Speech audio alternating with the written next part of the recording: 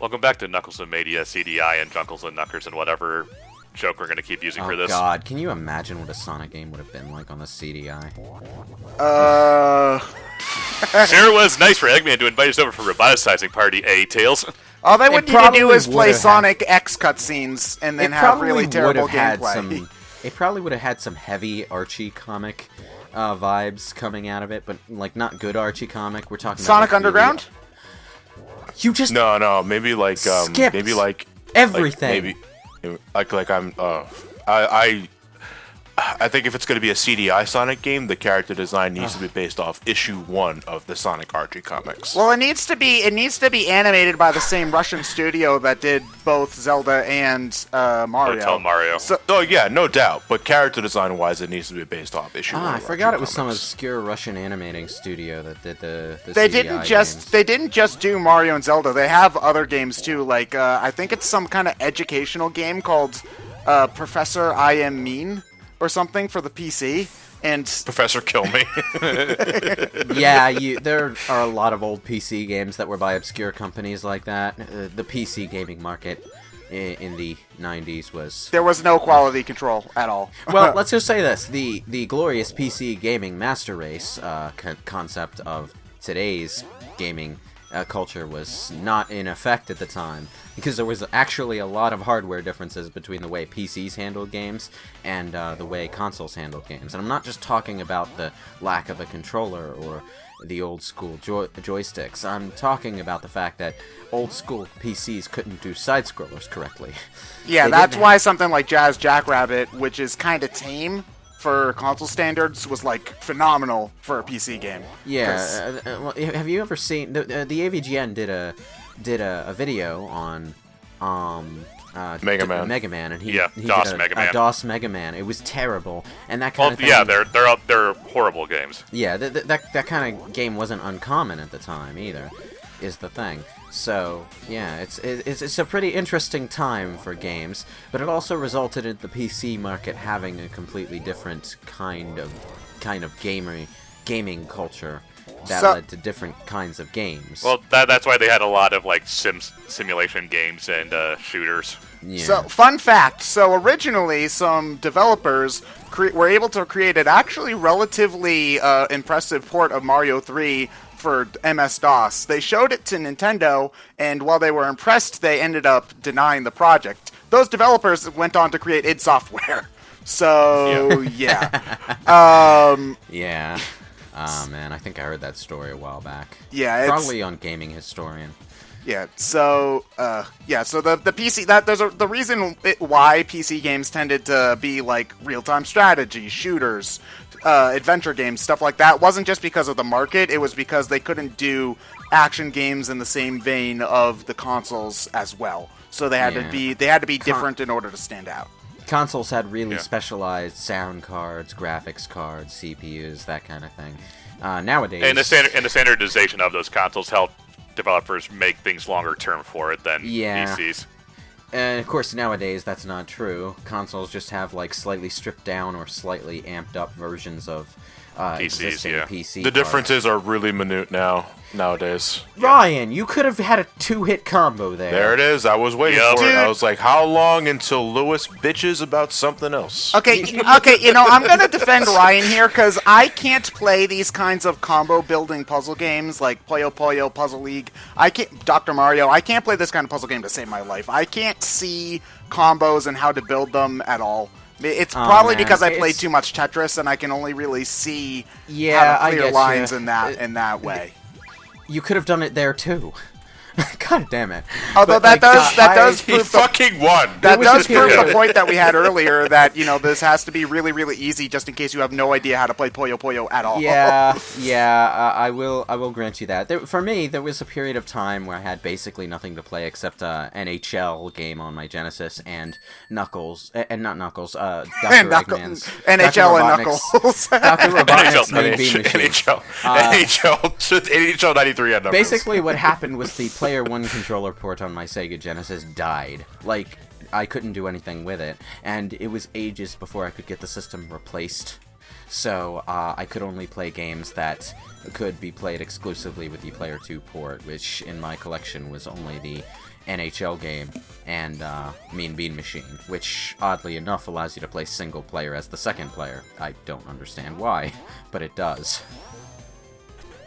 It turned out to be a useful feature in my case, so I played a lot of Mean Bean Machine around that time, and I got really damn good at it. Although I never got good enough to be good at the later stages of single player, where the game starts off at hyperspeed for some reason. Ugh. Does Puyo Puyo cheat in the later stages, or Yes. Is that... Okay. It just straight up the cheats. the goddamn AI knows what pieces it's getting before it has a chance to visually see them, so it automatically just slides them into the correct place for combos. And So whether it or not knows it's it knows destroying like you is a 5 matter of beans luck. in a head that it's going to get a blue and green. So Possibly, but it knows instantly what piece it's about to use and will instantaneously slide it into place before it has even passed the top of the screen. So basically, before the point where it's before the point where it can be seen as a piece on the board, it's already moving it into place, which is not something a human player is generally going to be doing. Ugh. Now, are you playing this off PS4? This is my Switch. This is your Switch. Okay, so Yeah. even Switch has the audio issue. Yeah. the Switch Okay. generally has more audio issues from what I've heard. No, what I'm referring to is how I think one of the sound channels in the game is a little more muted than than the other, because when you like collect a string of rings, like a 3 above you, if you go past them really fast, you'll only hear the sound of one. You won't hear the sound of picking up all 3, Huh. which generally means that an audio channel is not as high as the other. Weird. Yeah, it. But you know what? Once you notice it, I can't not notice it. I You never know what I mean? noticed it. Well, now you do, and I have cursed you. I'm still not noticing it, but Yeah, whatever, motherfucker. I do what I want. How many versions of Sonic Mania do you own now, John? Just one.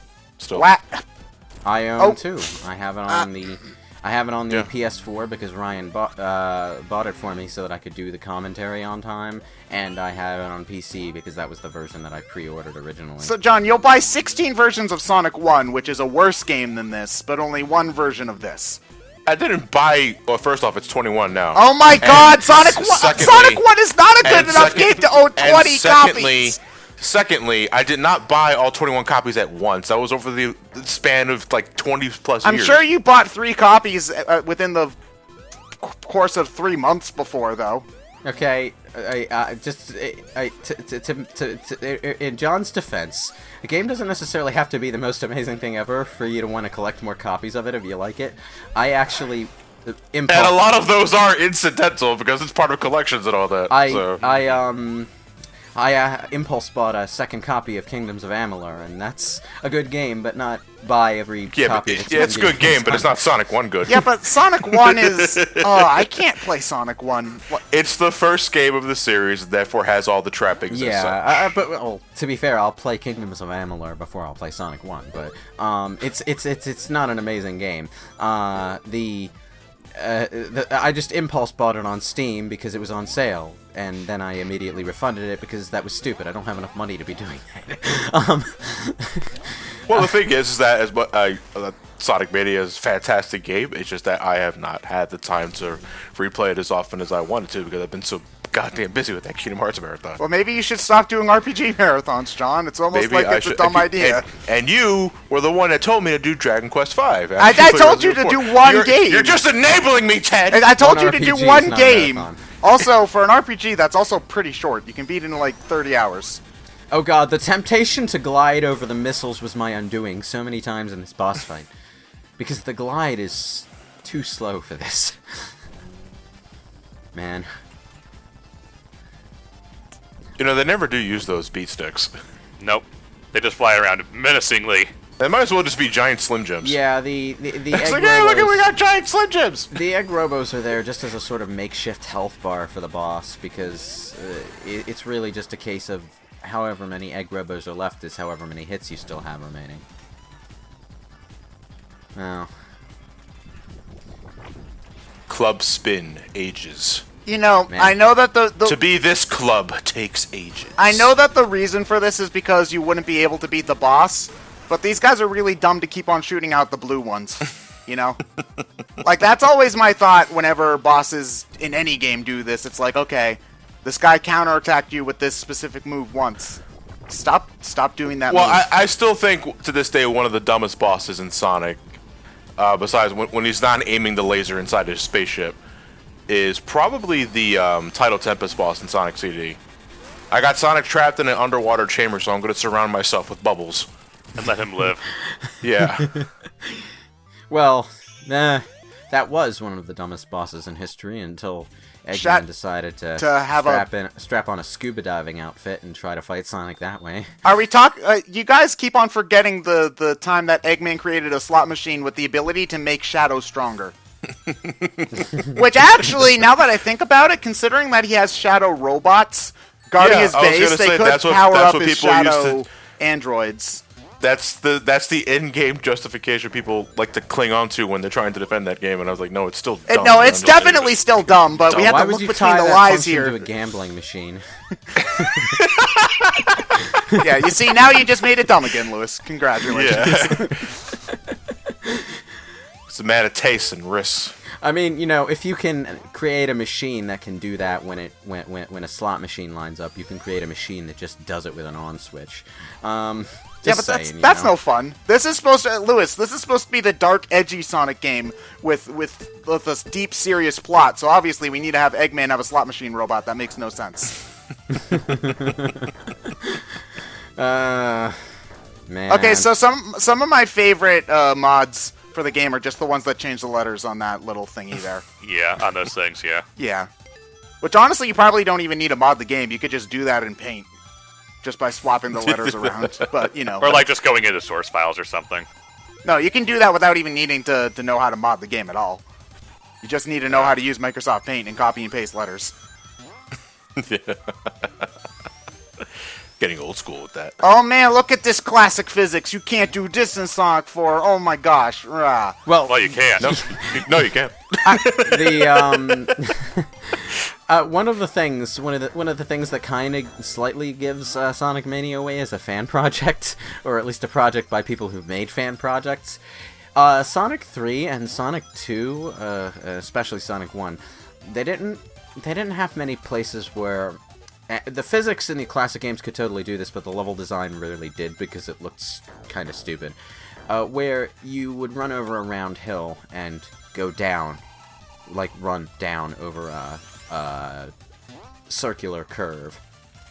It's one of the places where the classic Sonic that corner right there. It's one of the places where the classic Sonic physics engine just totally defies all physical logic and does something dumb. Yeah, well, it's like you're playing as a blue Speedy Hedgehog, Yeah, so I'm not like- really looking Okay, for so you say that when you're trying to defend good physics, but when you're talking about bad physics, it needs to be realistic, man. Well, yeah, No, because no. generally, Ted, when it comes to bad physics, that means bad control, and I'm not having a good time. I'm not at that saying point. I'm not saying it's bad from a gameplay perspective. I'm saying it makes no visual sense because when you fly, when you go at a high speed over a steep curve like that, what's generally going to happen in the real world is you're going to fly the fuck off of it.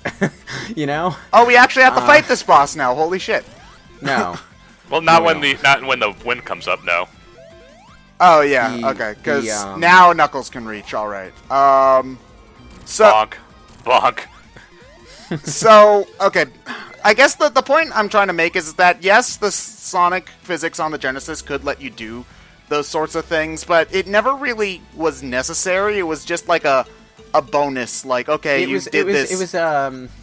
was something that the level design rarely did actually do because Well, until Sonic 3. it was kind of Sonic CD was the only one that did it prominently.